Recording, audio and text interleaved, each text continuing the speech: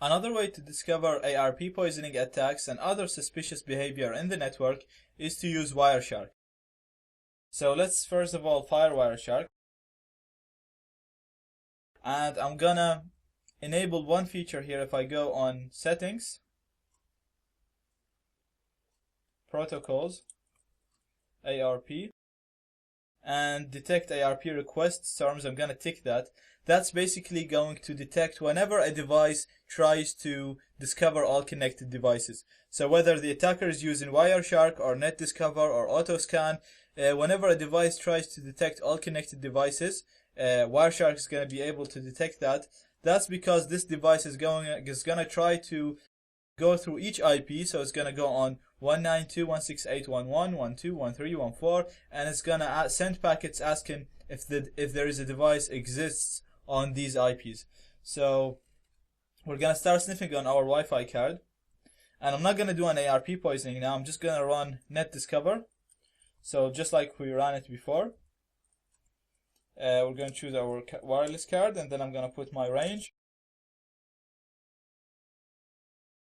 over 24, and that's it. It's finished. It discovered everything. Now if we go back, we actually don't even need something to tell us or to give us a warning. As we can see here that it's asking for we can see that the MAC address of the target, the source is the MAC address of our attacker machine, and it's asking about each single IP. So it's asking about 30, 32, 33, 34, starting from 1 and it's going all the way up and asking if there is a device on this IP.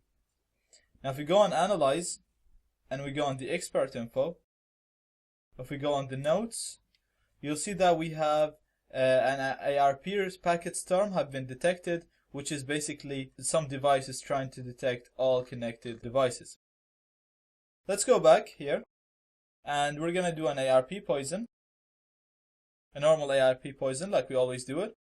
I'm going to hit enter, and the devices weren't added correctly, so I'm just going to do it again. And the groups are okay now, so we'll go back to here.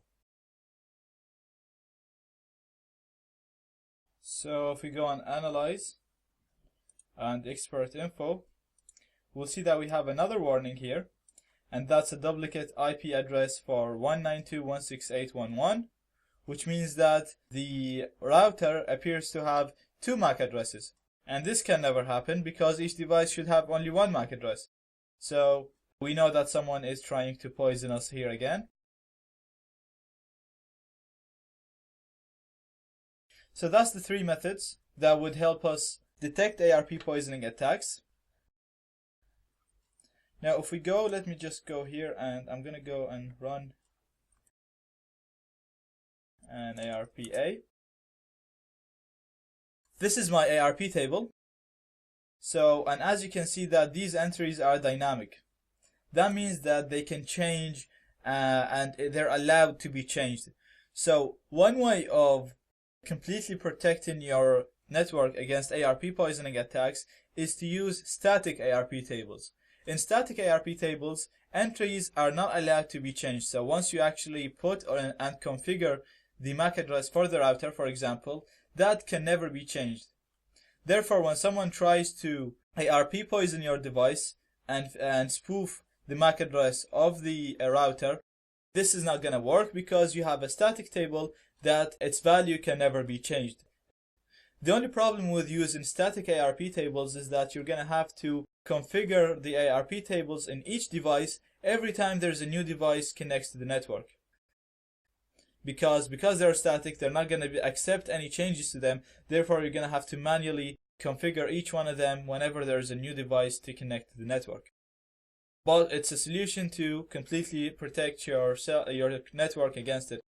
It's hard to implement in large networks, but on smaller networks, it can be implemented, it can be done, and it will completely protect you against ARP poisoning attacks.